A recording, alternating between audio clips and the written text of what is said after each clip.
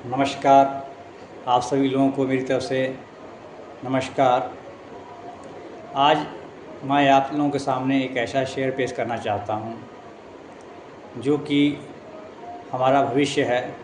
आने वाले समय में यह एक मल्टीबैगर तो है ही है और हमेशा के लिए मल्टीबैगर है, क्योंकि इस शेयर का नाम जो है आप सुनेंगे तो ये नहीं कह सकते हैं कि ये शेयर में दम नहीं है। इस शेयर का नाम है बजाज फाइनेंस, जो कि हमें कुछ दिन पहले 10,000 रुपये में एक शेयर मिलता था, जिसे स्प्लिट किया गया और आज वह शेयर हमें मात्र 950 रुपये में मिल रहा है। तो हम लोग नहीं चाहेंगे कि हमें ऐसा मौका मिले और हम इस मौके को छोड़ दें। हम लोग चाहेंगे कि इस मौके का फ़ायदा उठाया जाए कि हर एक आदमी इस शेयर को ख़रीद सकता है।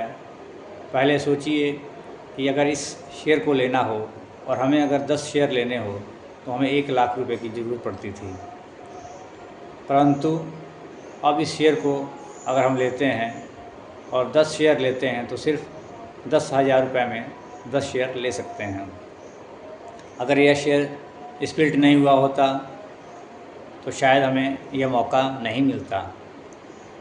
और ये शेयर एक ऐसा शेयर है कि अगर हम इसे एक महीने में एक ही शेयर खरीदें तो हम बहुत ही बड़ी कंपनी के एक हिस्सेदार बन सकते हैं। आज से 1 साल पहले या 6 महीने पहले हम यह नहीं सोच पाते थे कि बजाज फाइनेंस का शेयर खरीद पाएंगे, लेकिन स्प्लिट होने की वजह से हमें ये मौका मिला है।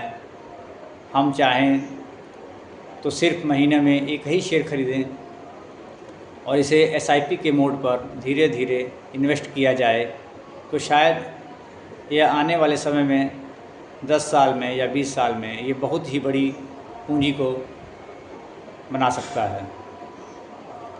और आप सबसे यह निवेदन है कि मैं किसी को इन्वेस्ट करने के लिए नहीं कह रहा हूँ, या आप अपने फाइनेंशियल सलाहकार से सलाह लेकर ही इन्वेस्ट करिए।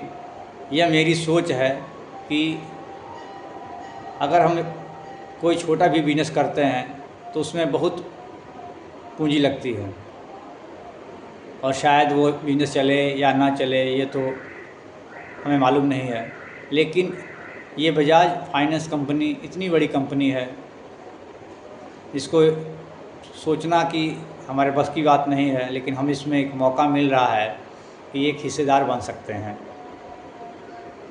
और इस कंपनी में अगर हम धीरे धीरे करके एसआईपी करें, आज 950 रुपये में इसे बाय किया जाए एक शेयर को, कल अगर यह 10 रुपये और कम होता है फिर एक शेयर बाय किया जाए, कल अगर यह 100 रुपये और कम होता है फिर एक शेयर बाय किया जाए, ऐसे धीरे धीरे करते करते हम इस शेयर में अच्छी खासी इन्वेस्ट कर सकते हैं और अच्छी खासी पूंजी भी बनेगी। क्योंकि इस शेयर में हमें कोई डर नहीं है कि यह कंपनी चलेगी, भाग जाएगी, बर्बाद हो जाएगी, ऐसा कुछ भी नहीं है। क्योंकि इस कंपनी ने जो भारतवर्ष में अपनी पकड़ और अपनी मजबूत बनाई है, मुझे नहीं लगता कि इतनी बड़ी फाइनेंशियल कंपनी कोई और है।